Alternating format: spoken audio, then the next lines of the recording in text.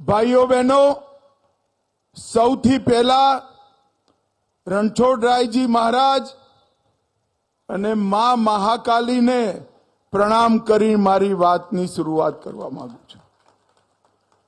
અહીં આવ્યો છું ત્યારે ફાગવેલ ધામ, લોનેશ્વર મહાદેવ મંદિર અને સતકેવલ ધામને પણ પ્રણામ કરી મારી વાતની શરૂઆત કરું છું. ઘણા ટાઈમ પછી ગોધરા આવ્યો છું. હમણાં જ આપણે રામલલ્લાના કપાળ પર રામનવમીના દિવસે સૂર્ય તિલક જોયું, પરંતુ આ રામ મંદિર બને એના માટે આ ગોધરાના સ્ટેશન પર 60 કાર સેવકોએ પોતાનું બલિદાન આપ્યું હતું. મિત્રો, 60 કાર. આજ હૃદયપૂર્વક એ 60 હુતાત્માઓને મનપૂર્વક હૃદયપૂર્વક પ્રણામ કરી શ્રદ્ધાંજલિ આપી મારી વાતની શરૂઆત કરું છું. ભાઈઓ और બહેનો, આવનારી ચૂંટણી રાજપાલભાઈને જીતાડવાની તમે સૌએ શરૂઆતમાં જ ગેરંટી આપી, પણ રાજપાલભાઈને જીતાડવાનો અર્થ શું? રાજપાલ સિંહના નામની સામે કમળનું નિશાન અને કમળના નિશાન પર દબાવેલું આપનું એક બટન, આપનો એક મત સીધો નરેન્દ્ર મોદીને ત્રીજી વાર વડાપ્રધાન બનાવશે. રાજપાલ સિંહને આપેલો એક વોટ નરેન્દ્રભાઈને ત્રીજી વાર વડાપ્રધાન બનાવવાના કામમાં આવે અને નરેન્દ્રભાઈને ત્રીજી વાર વડાપ્રધાન બનાવવાનો શું મતલબ? દેશના અર્થતંત્રને દુનિયામાં ત્રીજા નંબરનું અર્થતંત્ર બનાવવાનું. 3 કરોડ ગરીબ બહેનોને લખપતિ દીદી બનાવવાની. 2 લાખ ગામોમાં નાની નાની ડેરીઓ બનાવી પંચમહાલની જેમ સમગ્ર દેશની અંદર માતાઓ બહેનોને ડેરી સાથે જોડી પગભર કરાવવાની. ચંદ્રયાન, મંગલયાન, આદિત્યયાન, આ 3 મિશન કાયમ કરી અવકાશની અંદર ભારતના તિરંગાને ફરકાવવાનો મતલબ. અને મિત્રો, સૌથી મોટો એનો અર્થ છે કાશ્મીરની અંદર હંમેશા માટે આતંકવાદને સમાપ્ત કરી નાખવાનો. નરેન્દ્રભાઈને જીતાડવાથી આ દેશ દુનિયામાં ત્રીજા નંબરની ઇકોનોમી બને અને આ દેશના ગરીબમાં ગરીબ વ્યક્તિ, ઓબીસી, આદિવાસી, દલિત એના જીવનમાં સુખાકારી આવે એ પ્રમાણેની સરકાર તમારો વોટ બનાવશે. 10 વર્ષ સુધી નરેન્દ્રભાઈ અનેક પ્રકારના વિકાસના કામો કર્યા, પણ કેટલાક કામો તો એવા કર્યા ભાઈ કે 1000 વર્ષનો ઇતિહાસ બદલાઈ ગયો. ગોધરા વાળો મને કહો જરા, અયોધ્યામાં રામ મંદિર બનવું જોઈતું હતું કે નતું બનવું જોઈતું? અરે જોરથી બોલો ભાઈ, બનવું જોઈએ કે નહીં?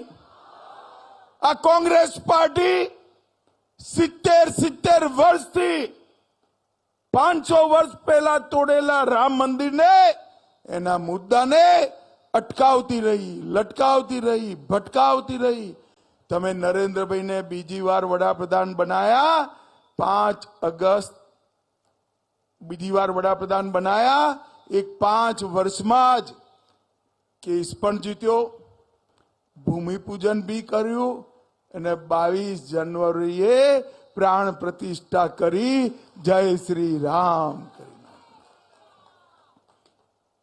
દેશભરના, દુનિયાભરના કરોડો રામ ભક્તો જે પળને જોવા માટે વર્ષોથી રાહ જોતા હતા, એ પળ આપણા જીવનમાં જીવતે જીવ જોવાનું સૌભાગ્ય દેશના વડાપ્રધાન નરેન્દ્ર મોદી લાય. ભાઈઓ બહેનો, આ કોંગ્રેસિયાઓ આવે તો પૂછજો, રામ જન્મભૂમિ ટ્રસ્ટે રાહુલ ગાંધી, સોનિયા ગાંધી, ખરગેજી એમને આમંત્રણ આપ્યું, પરંતુ આમંત્રણ મળ્યું, ગયા નહીં. કેમ ના ગયા ખબર છે? કેમ ના ગયા એ લોકો? પ્રાણ પ્રતિષ્ઠામાં જવાનું ના જવાનું એક જ કારણ, એમની પેલી મત બેંક નારાજ થઈ જાય. મત બેંક નારાજ થઈ. ખબર પડે છે ને કઈ વોટ બેંક છે ભાઈ? ખબર પડે છે કે નથી પડતી? અરે જોરથી બોલો, ખબર પડે છે કે નથી પડતી? અરે ભારતીય જનતા પાર્ટી વોટ બેંકની રાજનીતિમાં નથી માનતી. અમે જાહેર કર્યું હતું ડંકાની ચોટ પર કે અયોધ્યામાં રામ મંદિર ત્યાં જ બનશે જ્યાં પ્રભુ શ્રી રામનો જન્મ થયો. અને મોદી સાહેબે એ કામ પૂરું કર્યું. ભાઈઓ બહેનો, નરેન્દ્રભાઈ ટ્રિપલ તલાક હટાવ્યો. મુસ્લિમ બહેનોનો પર થતો અન્યાય નરેન્દ્રભાઈએ સમાપ્ત કરી દીધો. કોંગ્રેસ પાર્ટી અત્યારે એના ચૂંટણી ઢંઢેરામાં લઈને આવી છે. કોંગ્રેસ પાર્ટી આવશે તો પર્સનલ લો ફરીવાર લાગુ કરીશું. ભારતીય જનતા પાર્ટીએ, દેશના વડાપ્રધાન નરેન્દ્ર મોદીજીએ આ દેશની જનતાને વચન આપ્યું છે, ગેરંટી આપી છે કે આ દેશમાં કોઈ પર્સનલ લો નહીં હોય. દરેક ધર્મના નાગરિકો માટે સમાન કાનૂન હશે, યુસીસી હશે. ભાઈઓ બહેનો, ગોધરાવાલાઓ, મને બતાવો આ દેશ સરિયાના આધાર પર ચાલી શકે? ચાલી શકે? ટ્રિપલ તલાક પાછા લવાય? આ કોંગ્રેસ પાર્ટી 70 વર્ષથી એપીસમેન્ટનું પોલિટિક્સ કર્યું, આજે પણ કર્યું. અરે ભાઈ, ઠીક છે, આપ તમે કુરાનના આધાર પર, સરિયાના આધાર પર દેશ ચલાવવા માંગતા હો તો તમને મુબારક, પણ દેશની જનતા નથી ચલાવવા માંગતી. અને જ્યાં સુધી ભારતીય જનતા પાર્ટીનો એક કાર્યકર્તા છે, આ દેશની અંદર યુસીસી લાગુ થઈને રહેશે. ભાઈઓ બહેનો, આ કાશ્મીર આપણું છે કે નહીં? જરા જોરથી બોલો તો. બરોબર જોરથી બોલો, કાશ્મીર આપણું છે કે નહીં? 370મી કલમ હટાવી જોઈતી હતી કે નથી હટાવી જોઈતી? 70 વર્ષથી આ કોંગ્રેસ પાર્ટી 370મી કલમને પોતાના દત્તક પુત્રોની જેમ ખોરામાં રમાડવાનું કામ કરતી હતી. કેમ કરતી હતી? ફરીવાર પેલી વોટ બેંકની રાજનીતિ. અને જ્યારે અમે કહેતા હતા 370ની કલમ અમે હટાવીશું, મજાક ઉડાવતા હતા.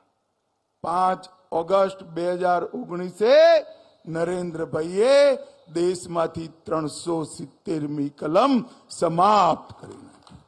ભાઈઓ બહેનો, 370મી કલમ સમાપ્ત કરી એ વખતે જ્યારે બિલ લઈને હું ઉભો થયો, રાહુલ બાબા ઓળખો છો ને? રાહુલ બાબાને ભાઈ બરોબર ઓળખો છો ને? પાક્કું? રાહુલ બાબા ઉભા થયા, બોલો કે 370મી કલમ ના હટાવશો. મેં કહ્યું કેમ ના હટાવવાની ભાઈ? તો કે કાશ્મીરમાં લોહીની નદીઓ વહી જશે. રાહુલ બાબા 5 વર્ષ થઈ ગયા, લોહીની નદીઓ છોડો, કોઈની પથ્થર મારવાની હિંમત નથી. પથ્થર મારવાની નરેન્દ્ર મોદી સરકાર છે, ભારતીય જનતા પાર્ટીની સરકાર. નરેન્દ્ર મોદીજીએ આ દેશને આતંકવાદથી મુક્ત કરવાનું કામ કર્યું. 10 વર્ષ સુધી સોનિયા મનમોહનની સરકાર ચાલી, યુપીએની સરકાર ચાલી. રોજે રોજ આલિયા, માલિયા, જમાલિયા પાકિસ્તાનથી ઘૂસી જતા હતા, બોમ્બ ધડાકા કરીને ભાગી જતા હતા. કોઈ પૂછવા વાળું નથી. નરેન્દ્રભાઈની સરકાર તમે 2014માં બનાવી, 26 સીટો આપી દીધી. મોદી સાહેબ વડાપ્રધાન બન્યા, ઉરી અને પુલવામામાં ફરીથી હુમલો કર્યો, પણ પાકિસ્તાન વાળા ભૂલી ગયા કે આ વખતે વડાપ્રધાન મૌની બાબા મનમોહનસિંહ નથી, નરેન્દ્ર મોદી છે. આ વખતે સરકાર કોંગ્રેસની નથી, ભારતીય જનતા પાર્ટીની છે. 10 જ દિવસની અંદર સર્જિકલ સ્ટ્રાઇક અને એર સ્ટ્રાઇક કરી પાકિસ્તાનના ઘરમાં ઘૂસી આતંકવાદીઓનો સફાયો કરવાનું કામ નરેન્દ્ર મોદીજીએ કર્યું. નરેન્દ્રભાઈએ આ દેશને આતંકવાદથી મુક્ત કરવાનું કામ કર્યું. ભાઈઓ બહેનો, આપણો પંચમહાલ જિલ્લો, ગોધરા સીટ, બાલાસિનોર જિલ્લો, આખું ક્ષેત્ર ઓબીસી મતદારોથી ભરેલું છે. આ કોંગ્રેસ પાર્ટી ઓબીસી વિરોધી પાર્ટી છે. અત્યારે રાહુલ બાબાને કોકે પકડાઈ દીધું છે. OBC OBC OBC. અરે રાહુલ બાબા, તારી પાર્ટીનો તું ઇતિહાસ વાંચ ભાઈ. કાકા સાહેબ કલેકર કમિશન 1955 થી કોંગ્રેસે દબાઈ રાખ્યો, ક્યારેય અનામત ના આપી. એ પછી મંડલ કમિશન તમે દબાઈ રાખ્યો, ઓબીસી ને અનામત ના આપી, બક્ષી પંચના ભાઈઓને અન્યાય કર્યો, અને જ્યારે અનામત આપવાનો નિર્ણય કર્યો, રાજીવ ગાંધીએ એનો વિરોધ કર્યો. નરેન્દ્ર મોદી સાહેબે ઓબીસી કમિશન બનાવી બક્ષી પંચના સૌ ભાઈઓ બહેનોને સંવૈધાનિક માન્યતા આપવાનું કામ નરેન્દ્ર મોદી સાહેબે બક્ષી પંચના બધા જ મતદારો માટે, ભાઈઓ બહેનો માટે કેન્દ્રના બધા જ શૈક્ષણિક ઇન્સ્ટિટ્યૂટની અંદર રિઝર્વેશન અનામત આપવાનું કામ નરેન્દ્ર મોદીજીએ કર્યું. નરેન્દ્ર મોદીજીએ દરેક ગરીબના ઘરમાં ગેસ, વીજળી, શૌચાલય, 5 કિલો અનાજ, 5 લાખ સુધીનું બધો સ્વાસ્થ્યનો ખર્ચો અને અનેક પ્રકારના કામો કર્યા.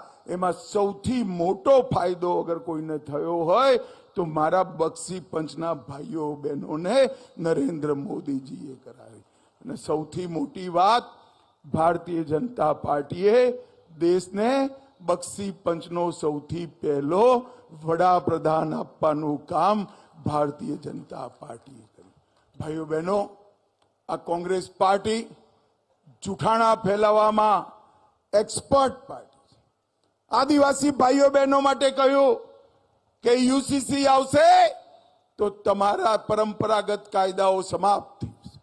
હું આજે કહીને જઉં છું, યુસીસી નું બિલ મેં પૂરેપૂરું વાંચ્યું છે. યુસીસી નો કોઈ કાયદો મારા આદિવાસી ભાઈઓના કાયદાને અસર નથી કરવાનો. એમને કહ્યું કે 400 સીટો આપશો તો એ રાહુલ બાબા કે બંધારણ નરેન્દ્રભાઈ બદલી કાઢશે, અનામત હટાવી દેશે. અરે રાહુલ બાબા, झूठ बोलो तो खानगी में बोलो, माइक में शू काम झूठ बोलो जो भाई, माइक में शू काम. अमारी जोड़े 10 वर्षथी आ देशनी जनताए नरेंद्र भाई ने पूरी बहुमती आपी छे, संविधान बदलवानो अधिकार आप्यो छे. क्यारे अमे अनामत ने हटावानी वात नथी करी. अने हूँ आजे पंचमहाल, गोधरा, बालासिनोरनी जनताने कहेवा आव्यो छुं, आ मोदीनी गैरंटी छे ओबीसी, एससी, एसटी नी अनामत ने कोई हाथ नहीं लगाई सके. आ नरेंद्र मोदीनी गैरंटी. ने भाईओ बहनों, हमने बहुमती आपी तो मैं अनामत नहीं हटाई, बहुमती आपी तो 370મી कलम हटाई, ट्रिपल तलाक हटाई, सीए लाया અને રામલલ્લાનું ભવ્ય મંદિર બનાવવાનું કામ કર્યું. ભાઈઓ બહેનો, નરેન્દ્રભાઈએ સમગ્ર દેશની અંદર વિકાસના અનેક કામો કર્યા છે. પંચમહાલની અંદર કેન્દ્ર સરકારે ભારતમાલા પ્રોજેક્ટમાં દિલ્હી વડોદરા એક્સપ્રેસવે આપણા જિલ્લામાંથી જાય, બાલાસિનોરમાં ડાયનોસોર પાર્ક બનાવ્યો, આપણા જિલ્લાની અડીને જ વર્ષોથી આપણું શ્રદ્ધા કેન્દ્ર માં કાળીનું મંદિર નતું પ્રસ્થાપિત થયું. નરેન્દ્રભાઈએ શિખરબદ્ધ મંદિર બનાવીને વર્ષો જૂની માંગને પાવાગઢ પર પૂરી કરી. 110 કરોડથી પાવાગઢના ફેઝ 1 અને ફેઝ 2 ના કામો પૂરા કર્યા. ચાંપાનેર વર્લ્ડ હેરિટેજ સાઇટમાં આવ્યું, 59 અમૃત સરોવર બન્યા, ગોધરામાં મેડિકલ કોલેજની સ્થાપના કરી, ગરીબોને 90,000 ઘર મળ્યા, 1,72,000 બહેનોને ગેસ મળ્યો, 2,87,000 શૌચાલય બનાયા અને 2 લાખ ઘરમાં નલથી જલ પહોંચાડવાનું કામ નરેન્દ્ર મોદી સરકારે કર્યું છે. ભાઈઓ બહેનો, મોદી સાહેબે આપણા ગુજરાતની અંદર વિશ્વમાં સૌથી ઊંચામાં ઊંચું સરદાર સાહેબનું પુતળું બનાવવાનું કામ પણ નરેન્દ્ર મોદીજીએ કર્યું. ભાઈઓ બહેનો, સમગ્ર દેશનો વિકાસ આજે ગુજરાતના મોડેલ પર થવા રહ્યો. એક ત્રીજી ટર્મ નરેન્દ્રભાઈને આપો, આ ત્રીજી ટર્મથી 2047ના વિકસિત ભારતના મૂળિયા નાખવાનું કામ, પાયો નાખવાનું કામ. પહેલા 10 વર્ષ આ કોંગ્રેસિયા 12 લાખ કરોડનો ભ્રષ્ટાચાર, ગપલા ગોટાલા કરીને જે ખાડો ખોદો તો એ ખાડો ભરવાનું કામ નરેન્દ્રભાઈએ કર્યું. અને ત્રીજી ટર્મમાં વિકસિત ભારતનો પાયો નાખવાનું કામ નરેન્દ્રભાઈ કરશે. મિત્રો, 130 કરોડ લોકો સંકલ્પ લઈને મોદી સાહેબની પાછળ ચટ્ટાનની જેમ ઉભા રહ્યા છે કે આવનારા 2047માં ભારત દુનિયામાં, પૂરી દુનિયામાં નંબર 1 આપણો દેશ બને એવા દેશની રચના કરવાની છે. 7મી તારીખે ગુજરાતમાં મતદાન હશે. કાળઝાળ ગરમી પડી રહી છે. મારી સૌ માતાઓ, બહેનોને, ભાઈઓને, યુવાનોને વિનંતી છે, સવારે 7 વાગ્યાથી 6 વાગ્યા સુધી મતદાન છે. ગમે એટલી ગરમી હોય, દેશ માટે એક દાડો સહન કરી રાજપાલસિંહ, આગળ આવો રાજપાલસિંહને લાખોની મતની લીડથી જીતાડીને મોકલવાનું. મને કહો ભાઈ, કમલના નિશાન પર બટન દબાવશો? જોરથી બોલો, દબાવશો? રાજપાલસિંહને જીતાડશો? મોદી સાહેબને ત્રીજી વાર વડાપ્રધાન બનાવશો? તો મારી સાથે બંને હાથ ઉઠાવો, વિજયના સંકલ્પની મુઠ્ઠી ભીંચો અને પ્રચંડ અવાજથી બોલો, ભારત માતા કી વંદે વંદે, જય શ્રી રામ, જય જય શ્રી રામ.